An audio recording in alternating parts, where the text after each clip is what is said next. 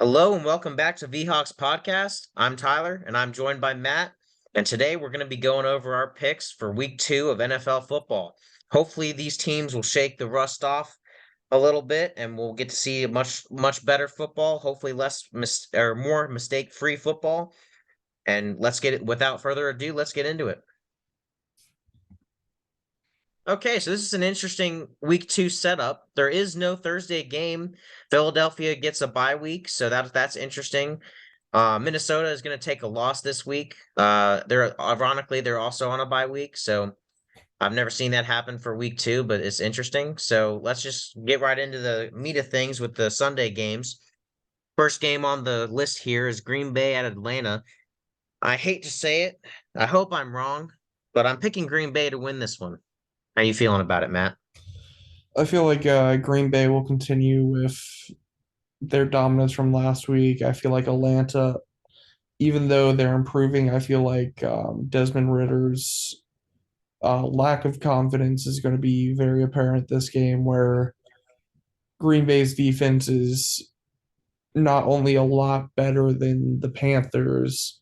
I feel like Atlanta's also going to have to worry about Green Bay's offense. I feel like Jordan Yeah. Love is just going to continue to grow. If Christian Watson's back, that's just going to be another weapon for him to use against Atlanta. I just feel like this matchup is in Green Bay's hands to lose. So Yeah, and that run game too. I mean, the Falcons are going to have to respect it, and that just opens the play action pass. yeah, It's dangerous. So, um, I think they're going to have another game of teams not being able to figure it out yet because they do essentially have a new offense because it's no longer Aaron Rodgers' system. It's Matt LaFleur's. So, unfortunately, I will have that uh as going to Green Bay. But if I'm wrong, I will happily take that as a loss in the pick'em. So that'll be great. All right. Next up, we have Vegas traveling to Buffalo. Both these teams coming off. Actually, no. Las Vegas won by a point against the Broncos, and Buffalo lost a close one to the Jets in overtime. I have the Buffalo Bills bouncing back in this game. I think that Josh Allen will throw less than 3 interceptions. That's the current over or under between Matt and I. Uh, so we'll see how that goes. I do believe Las Vegas has some weapons in there, mainly Devontae Adams and Josh Jacobs, and they obviously have Max Crosby on the other side, but I don't think that's enough to compete with the rest of Buffalo's roster. I think that loss in Buffalo really opened people's eyes. Josh Allen's going to take ownership of his mistakes and he's going to bounce back. So I've got Buffalo winning this one. Matt, how do you feel? yeah, I feel like Buffalo will bounce back game. I feel like if Derek Carr was still on the Raiders or any other decent quarterback, even Tom Brady, maybe. I feel like the Raiders could maybe pull out a upset with Jacoby Myers and Devontae Adams just being two wide receivers that can be an absolute threat to any secondary. But I feel like Josh Allen basically comes back and has a better game. It's not a divisional game or a game against the Chiefs, where those are usually the games he sucks, or Cincinnati. Yeah. So I feel like Josh Allen will have a bounce back game and pull out the win, even though I feel like it's going to be more of a shootout than people expect. Yeah, I definitely could see this as being a shootout, but I do think Josh Allen does dominate in this game. I think he does get back to form at least for 1 week. So I do see that. Moving on, we have Baltimore taking on Cincinnati in Cincinnati. I'll be honest with the audience here. Uh, I had Matt give me heads or tails, and he picked teams randomly for me, and I ended up picking tails, which happened to be the Bengals.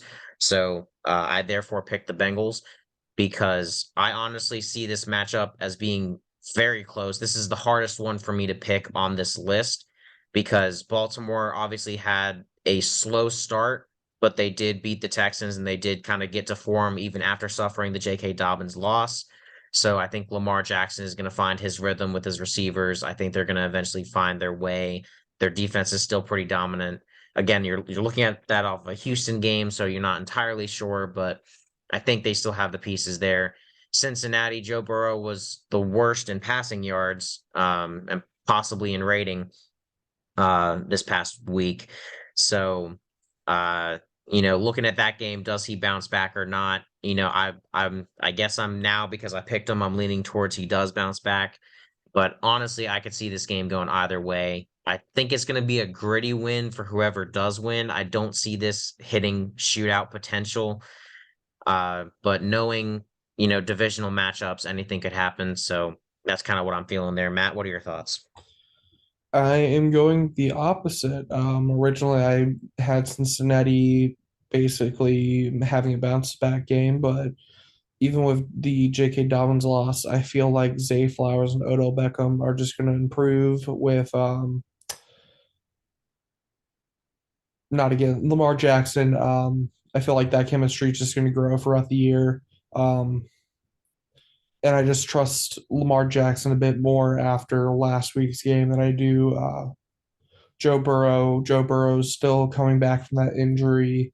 I don't think we saw all the rust come off against Cleveland. Um, we saw that offensive line struggle last week against Cleveland's front. Baltimore still has a pretty good defense, and I feel like that's going to give Joe Burrow fits. And I just don't see um, Cincinnati's defense as being as formidable as other AFC opponents like Baltimore. So I have Baltimore pulling off the road win in Cincinnati. There you go. And like I said, I, you know, I had picked I had picked Cincinnati to beat Baltimore if the Browns beat them back in our week one prediction video. And I feel very doubtful on it. So it makes me want to go with Baltimore, but I'm so tossed up about it that I just had you do the heads and tails. So anyway, moving on. Even though it says Seattle at Detroit next, we're gonna save that for last, as obviously we want to do the teams on this show last. So we're gonna move on to the Chargers taking on Tennessee. I have the Chargers winning this one. I don't think it's any question. I think the Chargers offense is not going to be stopped by Tennessee's defense. Tennessee does have a good defense, but I think they've got too many weapons on the Chargers. Whether it's the run with Eckler or the play action pass and their receiving core, I think they've got too much for them to deal with.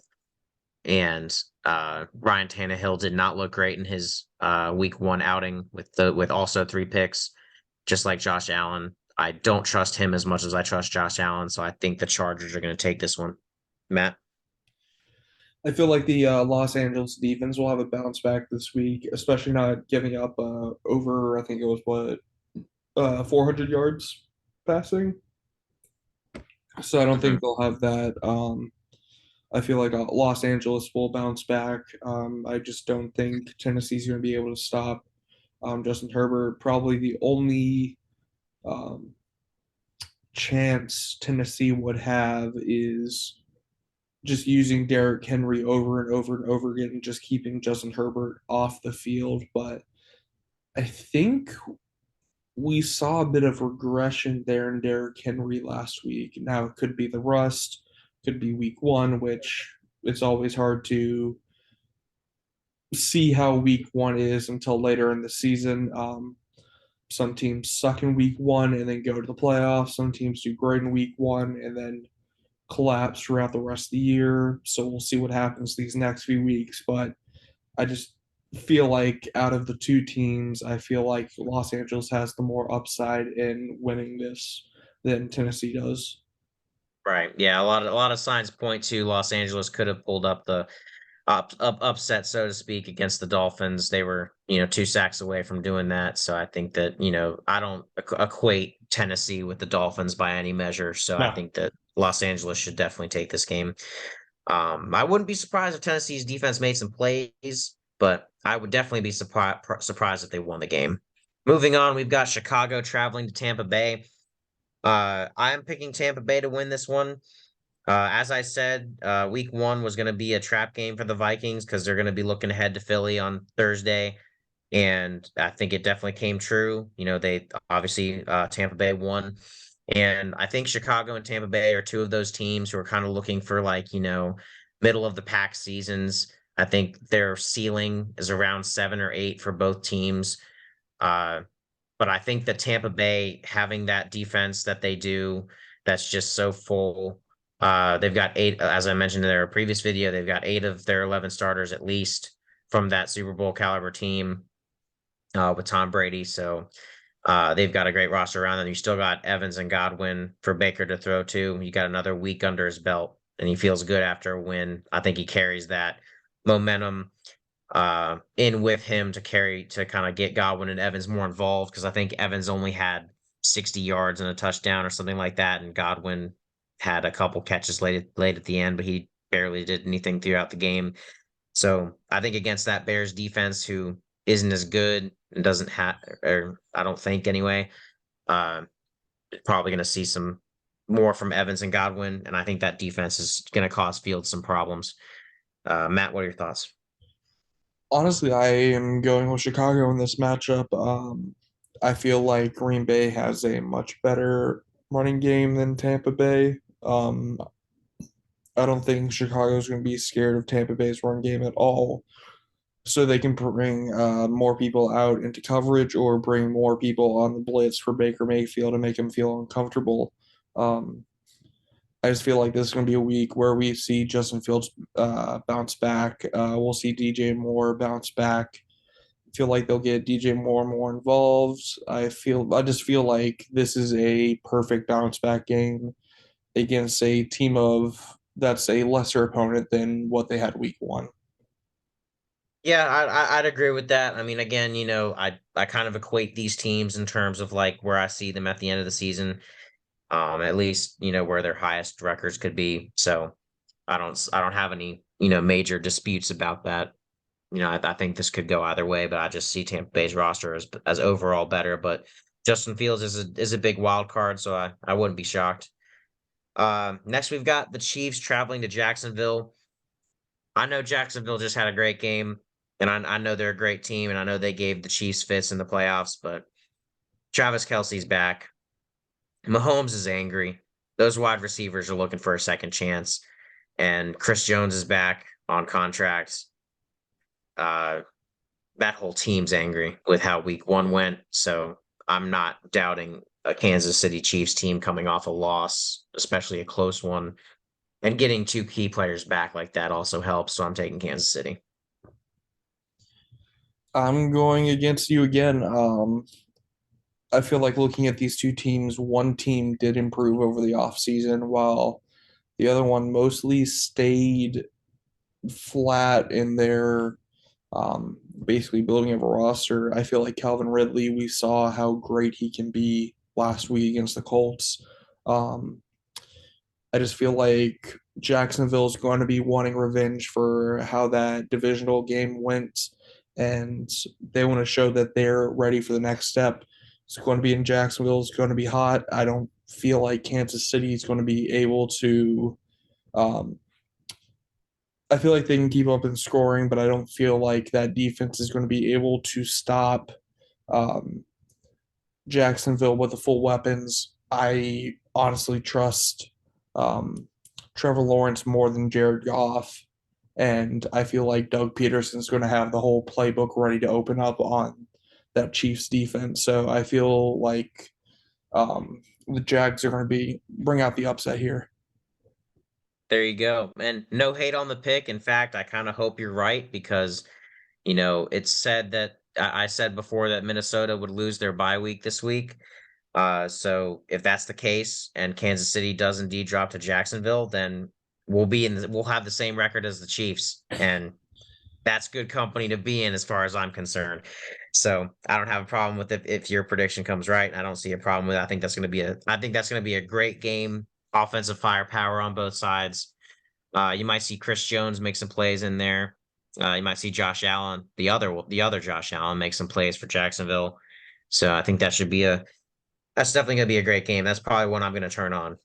So then we got the Colts traveling to Houston. The Colts are the better team. I'm picking the Colts. I know it's a division matchup, but I didn't see enough from the Texans week one that shows me that they're going to beat the Colts. Matt? I'll agree with that. I know Anthony Richardson. I think he got a little. I know there was worries that he got a little like knocked up in that game against the Jaguars. So if he's healthy and he's okay, I feel like the Colts will get an easy one here. I just feel like that roster is way better than, or I wouldn't say way better, but it is superior to the Houston Texans roster. So I just feel like um, the Colts will pull this one out.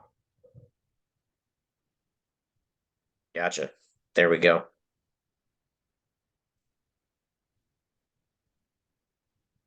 So going on to San Francisco, Los Angeles, um, I just feel like Los Angeles had a good win against Seattle last week, but out of the two, San Francisco had the best win, probably the most impressive win just by dominance, probably out of the whole league with just suffocating the Steelers. And I feel like San Francisco will pull this one out.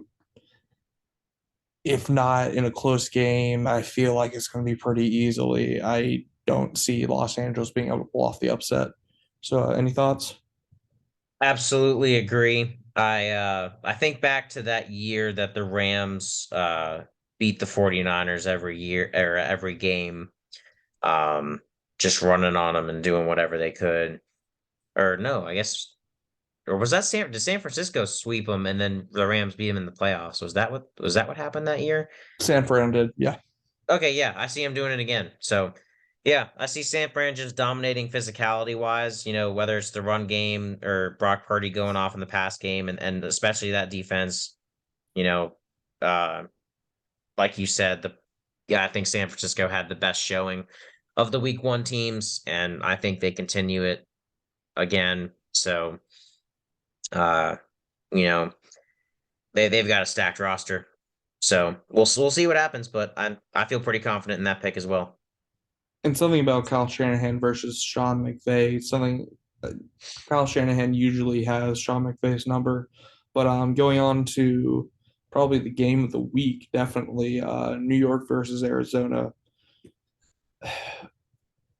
Usually, if this was against any other team, I feel like the Giants would be in trouble, but I feel like this will be a good game for them to bounce back against a inferior Arizona squad that is looking for any silver lining right now in this probably lost season. Arizona played tough last week, but that was also against the Washington squad where I don't know how far they're going to go. So I feel like New York will bounce back this week and get an easy win. I agree. I also picked New York to win. I think what we should do is if both of our teams lose this week and Arizona somehow beats the Giants, that we should just make fun of Arizona. That should be our deal for this week. Because if for some reason that happens, I don't think I'll be able to control my laughter. Um, If and Arizona they wins, if Arizona beats New York, I don't think I'll be able to talk about anything else, especially if our teams lose. Like if one of our teams pulls off the win, I think we can obviously talk about that a bunch. But if our teams lose and the Cardinals beat the Giants, I don't think I'll want to talk about anything else. oh, so we're except for laughing like at the Giants then. except for the great games.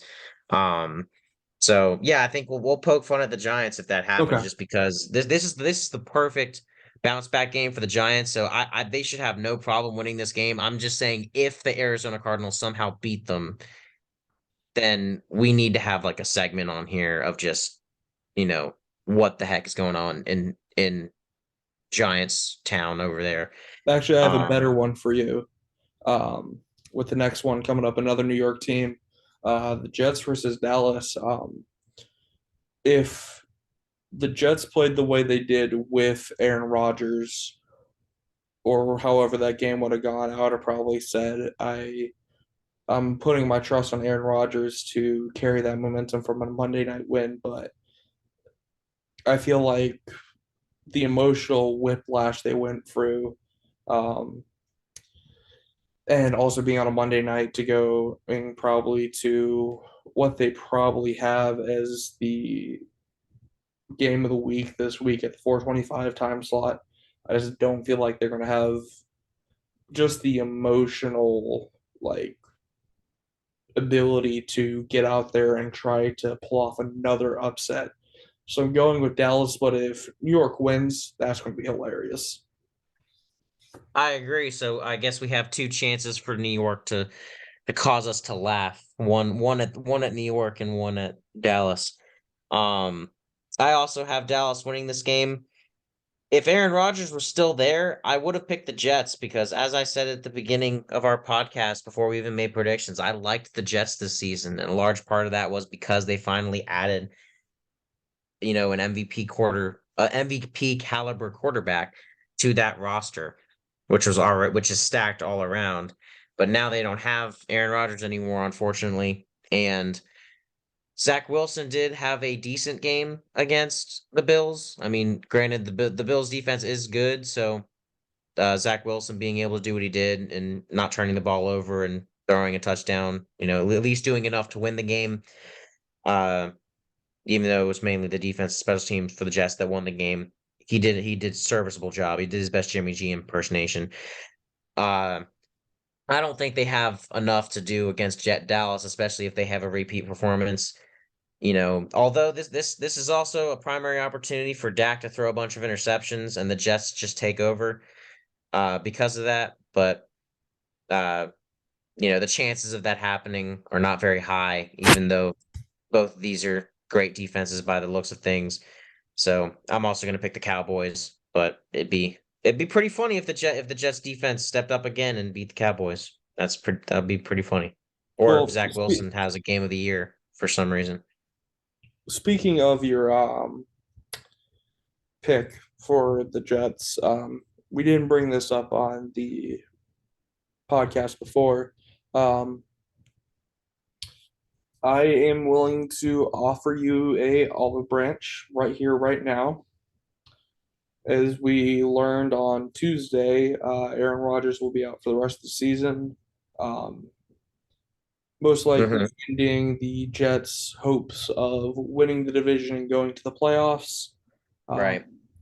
right here, right now, you will have the chance to select a different team to win the AFC Oh, East. that's right. I did pick the Jets to win the division. I did forget about that briefly. That's right. I appreciate that. I will accept this olive branch. I love olives. I love branches. I love breaking them off of trees and just playing with them, making bows out of them and stuff. So I love everything about that. Um, I also like, Seahawks fans being nice to Vikings fans and vice versa. That's what we're trying to prove on this podcast. You can have guys with, teams with histories and stuff and still get along, still be nice to each other. That's what we're trying to prove here. This is a perfect example of it. So thank you, Matt, for allowing me to make a change. I appreciate it. And as much as I'd love to stay with the Jets, and just believe in that team that Robert Saleh has built because I think he really has done a tremendous job over there. Without Aaron Rodgers, it's just not the same team. So I am gonna have to change my pick for the AFC East to be Miami. The Bills, they've got the toughest schedule this season, and they couldn't beat the Jets after they lose Aaron Rodgers on the first drive. That does not spell the Buffalo Bills that I thought I knew. So I think the only other contender left is Miami.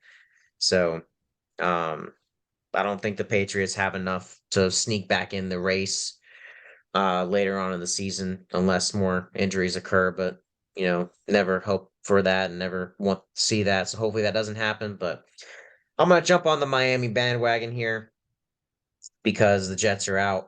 I like that we had that. I would have loved to see what would have happened between the Jets and the Dolphins had Aaron Rodgers stayed healthy. I would have stayed fully on the Jets train while you were on the Miami train, but the Jets train is missing a vital piece, man. So I thank you for that olive branch. I will state right now I'm on Miami for the East now, and there we go. With that, we want to get back into some picks. Yep. So up next to the actual game of the week, Washington at Denver. So last week was interesting with the game turning more into, okay, Russell Wilson doesn't suck anymore, but the same results. Yeah. 16 points or lower. Yeah. And Yep. another loss to the Raiders. Um, I feel like if Denver loses this game, honestly, I know it's really early in the season, but this Hmm. is a must-win game for Denver to have any hopes of continuing on. Sadly, we won't see the I think, what is it, week 5 game against the Jets, um, With where, Aaron Rodgers and Russell Wilson. yeah, where the whole Nate Hackett versus Sean Payton and all that. Um, so we'll miss out on that, but And we miss up on another State Farm matchup because every year Rodgers can face the Mahomes. Mahomes either gets hurt or Aaron Rodgers gets COVID. So we still have yet to see a State Farm game. Sorry, you brought that up, so I had to bring that up too. okay. Um, I feel like if it depends on Denver's weapons. Jerry Judy missed week 1. I'm not sure what his status for week 2 is. You had Greg Dulcich also get hurt during the game on Sunday. So Denver's missing a lot of weapons right now for a team that is not that loaded offensively. So Yeah. if they can't get healthy before Sunday, I could see the Commanders taking this. I just last Sunday's Russell Wilson reminded me a bit more of like his final year in Seattle, where he wasn't amazing, but he was good enough to win you a game. And I prefer that to Sam Howell, where we saw him make some bad mistakes against a bad Cardinals team last week, and Hmm. where I could see Denver's defense and Sean Payton having a field day with him. So just with the defense with the Broncos, I will be going with the Broncos for this one. There you go. Yeah, this is another game that could be another topic. We might have a lot to react to next week if some of these games go the opposite direction of what we think. And if Denver loses again, do they hit the panic button much like the Giants might if they lose to the Arizona Cardinals? Like that might be something there. I'm actually gonna pick against you. I'm gonna pick the Commanders for this one. The Commanders defense, I believe is better than the Raiders defense. And I believe they have a lot more weapons to use on that side of the ball against the Broncos. Not only that, but the injuries you mentioned on the offensive side of the Broncos are also going to help, the defense of the Commanders do better, in my opinion. I think that Sam Howell will have his bounce back game against the Denver Broncos. Granted, it may not be a flashy showing because Denver's defense is nothing to sneeze at by any means, but I do like that Washington has weapons on at receiver and at running back. They've got great running back depth. They've got great special teams, great defense, and I think I like Sam Howell. I mean, he had his.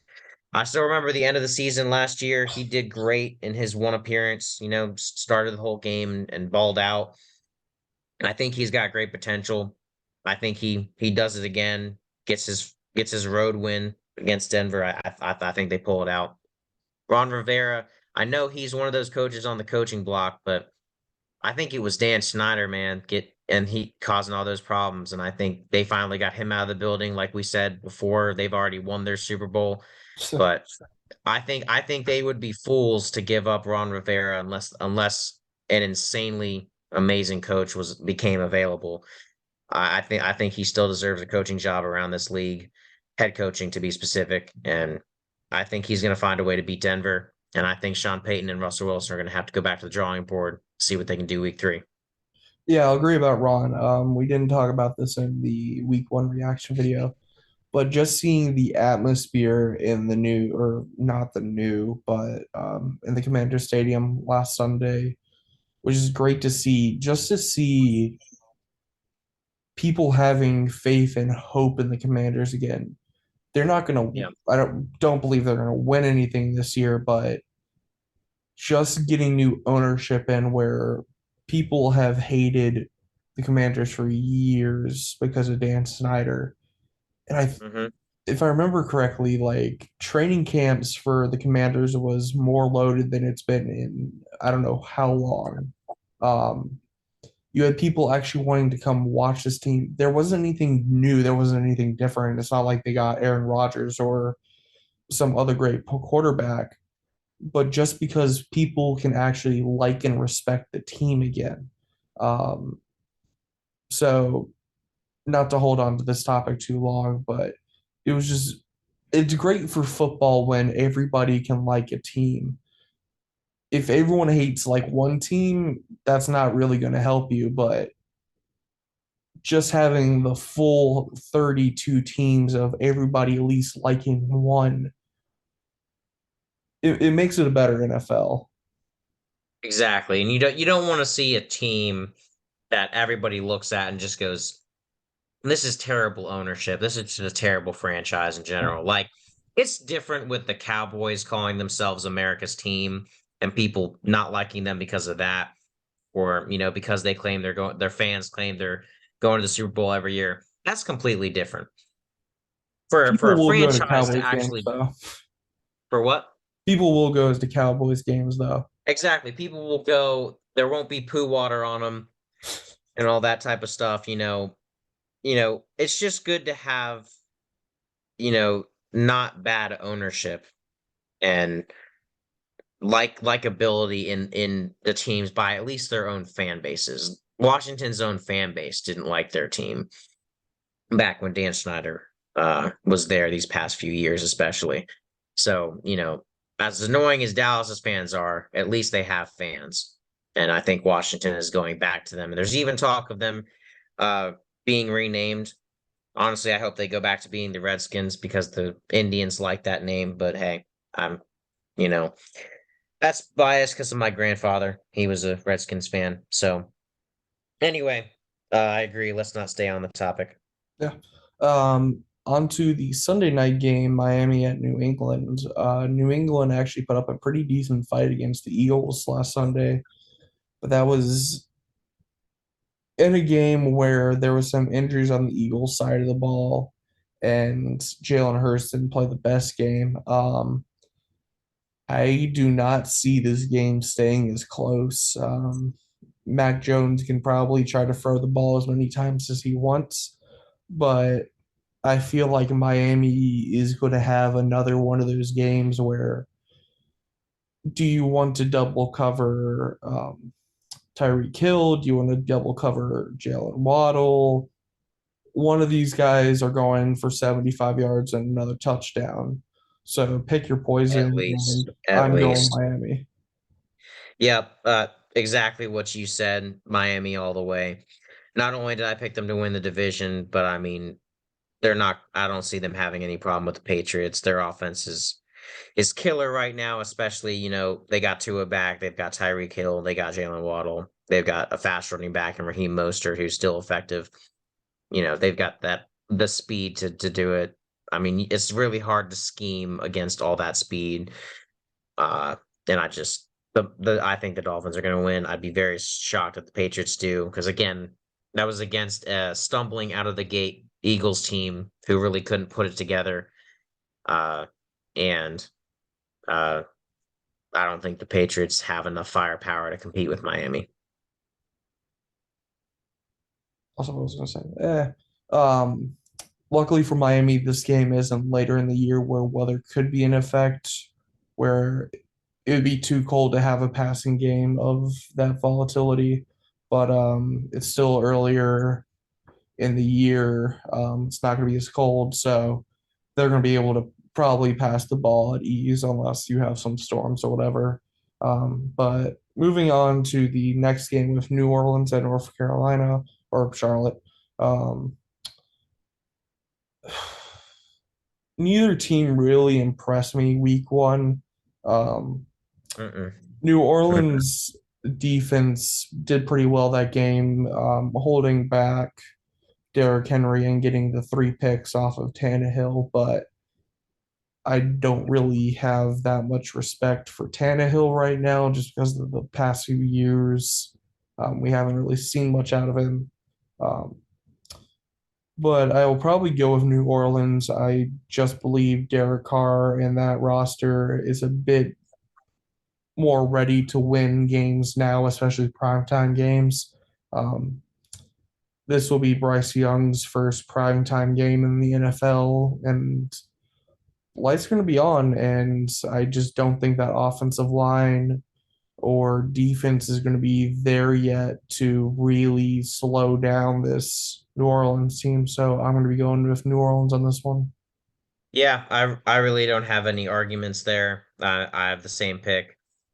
I mean, again, like you said, they didn't have the best week ones, but the Saints on the opposite end of the spectrum, when you look at the Bills, the Saints have the easiest schedule. And I think part of that is playing in their own division. And I think, playing Carolina in week two, Bryce Young just got off of a tough week one start.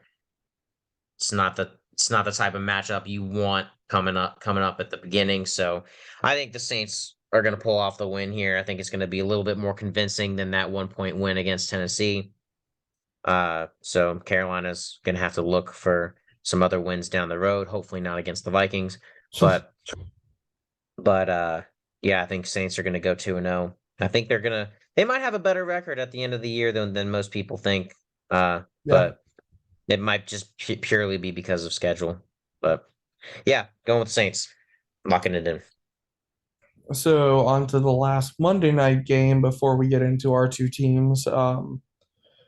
Cleveland at Pittsburgh. Cleveland had an amazing game against Cincinnati week one. Now, Deshaun Watson and that offense didn't look the best. Nick Chubb did Nick Chubb things, but it was mostly that defense, and then Pittsburgh, a very disappointing loss after many who thought they would at least be competitive this year, especially that defense. Kenny Pickett, we thought Brock Purdy would be the one digressing, but it actually turned out to be Kenny Pickett, where he struggled for Hmm. pretty much the whole game. Um, Honestly, I think I'm gonna have to go with Cleveland here just because I trust that defense to basically just not allow Kenny Pickett to get anywhere. And while honestly, this could be a 3-0, 6-3, 7-3 type game where whoever scores a touchdown will be the winner. And I trust Cleveland more just to make sure um, Pittsburgh doesn't score compared to Pittsburgh stopping Cleveland, especially with what we saw in week one. Right. I'm gonna pick against you again. I mean, I haven't picked against you since Washington, Denver, but I mean, I'm gonna pick against you here. Cleveland's defense is nowhere near San Francisco's defense, in my opinion. Yes, Cleveland's defense is good, but it's not elite as San Francisco's is. Uh, Pittsburgh, I think Mike Tomlin is one of those coaches who I believe you can never truly count out in a season. Um, he admitted the defeat, and I think he's got his guys in there working, turning them around. And I think that in better conditions, not facing that uh tremendous San Francisco front and secondary, I think Kenny Pickett will have an easier time. I think they'll finally find the mesh of the run and the pass. I think they'll pull out a gritty win. I agree with you. This is probably going to be a low scoring affair between the two, but I think this is a game where the Steelers bounce back. I mean, historically, it's a division rivalry. Steelers usually have the Browns number, and I think that this is where Kenny Pickett bounces back and finally shows people the off-season hype. I mean, it's only week two, so I mean, it's not like it's been that long of a wait, but I think they're gonna pull it out. We'll see what happens, though. So we pretty much know your thoughts on the Philadelphia Minnesota game, especially specifically on what you pick. Philadelphia missing three key cogs on that team. They're starting running back and two players off their defense with another with Fletcher Cox being questionable for the game. I just feel Philadelphia is going to want to bounce back. Both teams need to bounce back, even though Philadelphia got the win, just with how bad that win was for them. I feel like they want to go out and prove to everyone that they're still this Super Bowl team or this team that went to the Super Bowl last year and that they're ready to do it Mhm. again. Um, I feel like Minnesota is just going to be isn't there yet to match Philadelphia's roster.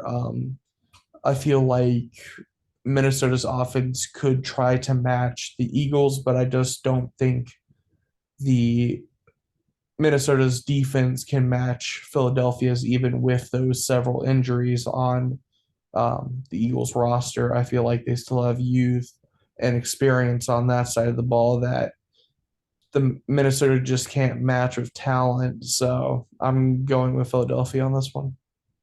Yeah, I mean, I took the liberty of just calling it a bye week for the Eagles because I mean, I really don't see this as, and I'm not excited to see this game. Um, but I will admit that I am a little bit more excited now that we lost to Tampa to see this game, just because after seeing that game, I mean, it really can't get much worse. And going up against a former Super Bowl caliber team because they did just go to the Super Bowl in their home like it's the expectations are really low. So, I mean, even if we only put up a little bit of points, even if we even just keep it within 10, I feel like it's a moral victory. Um, but I mean, like you said, I mean, I actually feel the opposite about the sides of the ball. Um, I feel like with the Patriots, what they did with the Eagles is they ran different schemes. They did different things to shut down that offense, and it worked for them. And obviously, the Eagles still stumbled out of the gate. So, and I like Brian Flores and his ability to scheme up because our defense this year is going to be entirely dependent on the mind of Brian Flores and how he utilizes the few pieces we do have on that defense because all of our guys are young, they're inexperienced. But if they can be told what to do and how to do it, we've got guys with speed, we've got guys with talent, we've got guys on that roster. Harrison Phillips had a great game against Tampa Bay and really was instrumental in stopping the run and even getting to Baker and pressuring him outside the pocket. So we've got guys who can do their jobs. It's just a matter of can we call the right schemes? And I think that that's actually our best chance. The biggest problem I see is the biggest problem that every Vikings fan sees when they look at this matchup is the fact that our theoretically our offense should be able to compete with Philadelphia's. It's the problem is that Philadelphia's defense is not going to allow that to happen because our offensive line is crap. It is below crap. It is crap that has sat there for years upon years and it smells like death. You just look at it and you die. Um whereas Philadelphia's pass rush and their entire front seven, even their second and third string guys, are at a great level. They'll probably won't even miss a beat, especially against our offensive line as they rotate their guys in and out at defensive tackle, five technique, nose tackle, defensive edge, outside linebacker, whatever packages they call. They're not going to miss a beat because they're gonna hit home. They're gonna uh, get into the backfield unless Minnesota finds a way to scheme them out of it. You know, I think we have like a very small outside chance, like 10%, maybe 5%, like very small. There's a chance we go in and upset them. Very, very small chance because of how they look, how the Eagles looked week one and how Minnesota is looking to bounce back and scheme up differently. And now we actually have a good tight end to face him with, and TJ Hawkinson, and actually in Josh Oliver instead of Irv Smith Jr., who was just riddled with injuries and did not really produce much. Uh, the Eagles struggled mightily with the Patriots tight end. So I'm not saying there's no chance for the Vikings to win this. I just don't see it as very likely at all. I feel like it is very improbable. for the Vikings to win this game. But if they do the right things, they can pull it out, but I'm not holding my breath for it by any means. The Eagles should probably win this. Last time they beat us in week 2, it was Monday night. Kirk obviously on Monday night doesn't have the best reputation because for some reason he just turns into a bad quarterback on Mondays. Uh this time it's Thursday, also week 2 in Philly.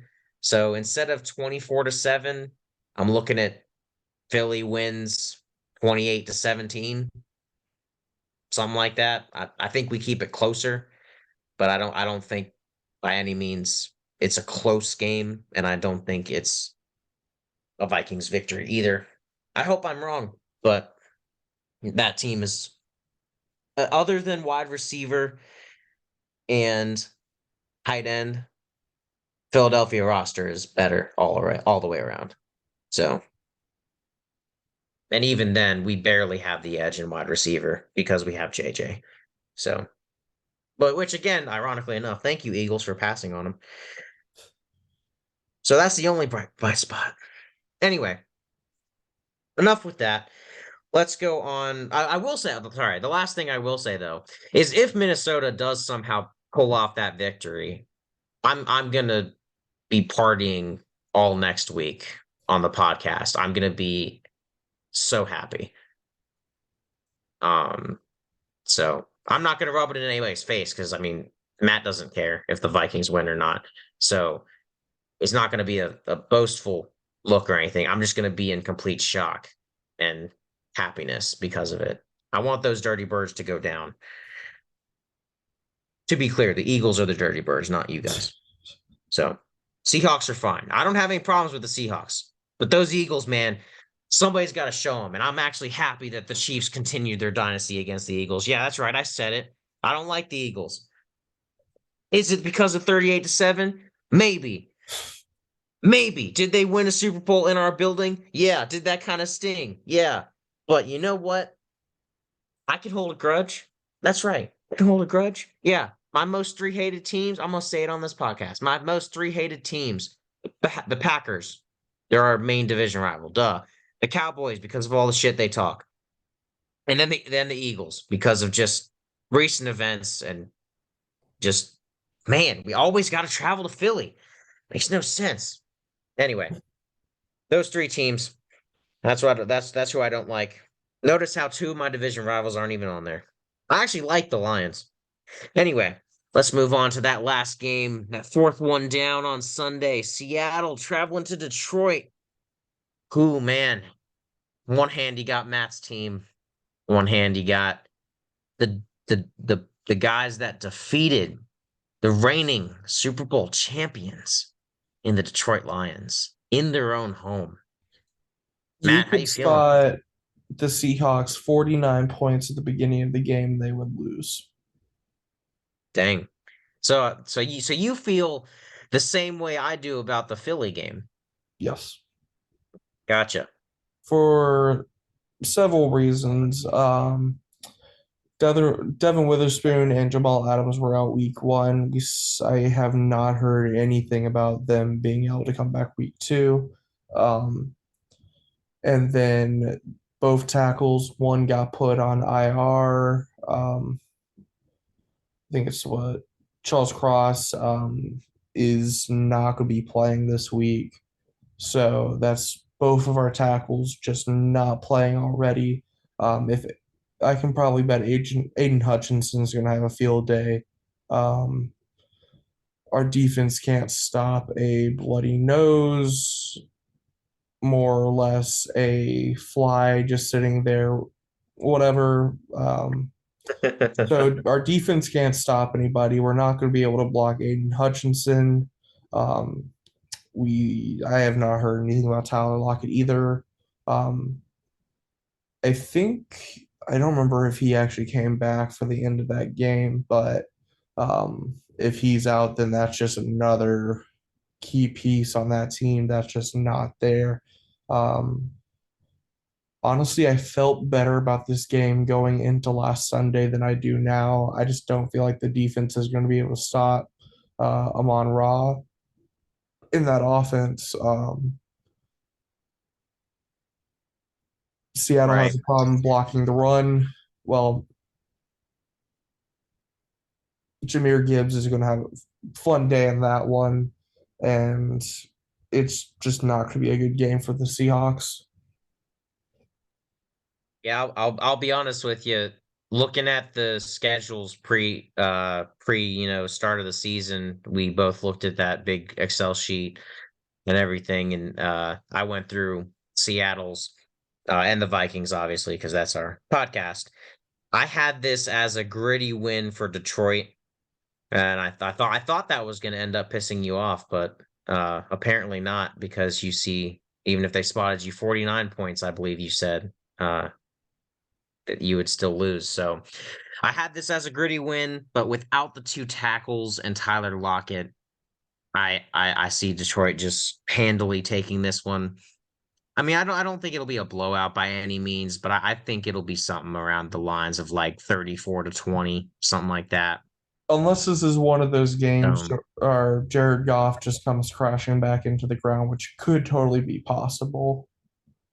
I I I hope you're right because that's our division rival. So, and even though I like Detroit, I would like to have a chance at the division still, so I would appreciate you guys beating them. Uh, but as I've seen, if you can't get to Goff, he's not going to make those mistakes. And that offensive line, I don't know if I've said it on this podcast, but if I have or if I haven't, I'm saying it again, or I'm saying it for the first time now. I believe the Detroit offensive line is the best offensive line in football. Yeah, that's fair.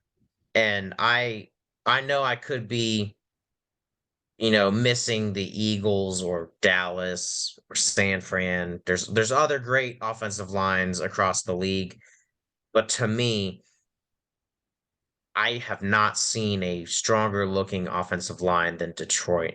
The amount of times I've seen Jared Goff just standing clean in the pocket, just completely unbothered, whether it's against the Vikings or against the Chiefs or against whoever it may be, it's insane. So the amount of time he has to throw the ball is honestly what is making his, change of team much better for him is because he's able to stand upright. He's not being hit all the time and he has time to make his reads and check downs and all the plays he wants to make, take the deep shots when they need to. And go for those fourth and twos because they can push the line with Jared Goff or a running back. Like it doesn't matter. Like they've got that offensive line. And to me, if you can't get Jared Goff on his butt, you're not going to win that game. Yeah, Unless you can outscore their offense against their defense, which again, without the two tackles and without Tyler Lockett, I don't think that happens. I think Aiden Hutchinson chases Geno Smith around all day. I'm not saying you guys aren't going to put up points. Like I said, I predict 34-20, but that Detroit team, man, I might be too high on them, or maybe I'm too afraid of them because they're in my division. But man, that offensive line has quickly built to being a great roster all around. So I agree. I agree with your prediction. I don't think I'd go as far as to say spotting 49 points. I think you guys would hold on to that lead, but I barely. see. It I, would I, be I see 49 at to least a 45. two. I see a two-score win by Detroit, though. I could see that. So I should be probably 52 to 45. you say 50. You say the Detroit will win 52-45. No, I said if you spotted Seattle 49, Oh, gotcha. Seattle would get a field goal and Detroit would probably get up to around 45 points with just more run out of time than anything. Gotcha. Okay, yeah. So it's a bit extreme, I guess. That you were saying, but I get what you mean. Yeah. Uh, I'd say the chances for the Seahawks to beat Detroit is definitely way higher than Minnesota's to beat Philadelphia. Like I'd probably give you guys at least a 20 or 30% chance to beat Detroit. Whereas I said before, I'm given at most 10% chance to beat Philly, but more realistically around five. Um, So, but you guys are probably around 30%. I'm not even gonna lie. But yeah, so uh likely we're gonna have more suffering for you guys next week. As both of our teams we picked against, and we obviously came off of losses in week one, so we think our losing is going to continue, but perhaps that's just misery breeding company and all that, whatever it is. Oh no, we Uh, suck again. yeah, here we go. We suck again. So we'll see what happens. It could just be this the certain parts of this schedule could be finding ourselves, like we said before, but man, it just doesn't look good for our teams right now. But hey, my hope is at least one of us will come out with a victory, or at least as consolation prize. Can the Arizona Cardinals and or the New York Jets and or the Washington Commanders get a win and make us have other stuff to talk about and laugh about? If one of our teams can't get a win. If I will say on this podcast, if Seattle beats Detroit, I'm gonna jump on with Matt. We're gonna have a few minutes. We're gonna have a celebratory We're gonna talk have a good about time. we're gonna have a good time. We're gonna go rolling. We're gonna talk about what we saw in Seattle. We're gonna talk a bunch of smack at Detroit. We're gonna do it all. And if Minnesota beats Philadelphia, I don't even know what I'm gonna do. You're gonna have to surprise me, Matt, because I don't know what I'm going to do if that happens. Uh, but I will absolutely jump on the Seahawks bandwagon and celebrate with you and just hype your team up for you after a week two victory if that happens. But yeah, don't feel too confident that they're gonna happen, but we'll see. Anyway, that's gonna do it for week two predictions for VHawks podcast. And hopefully we have, some better uh reactions and everything to football as a whole, but hopefully even our teams, hopefully we can shock the world. Both of our teams can win. And we'll come back. Hopefully, at least at the bare minimum, better football will have been played in week two. We'll come at you with more reactions to week two and obviously week three predictions as well. We're gonna structure videos kind of like this from now on. Gonna have our reactions to the previous week and our predictions for the week upcoming. That's gonna be how we're gonna do things for the rest of the year, unless people are requesting otherwise. So again, if you guys like what we're doing, please leave a comment down below and like.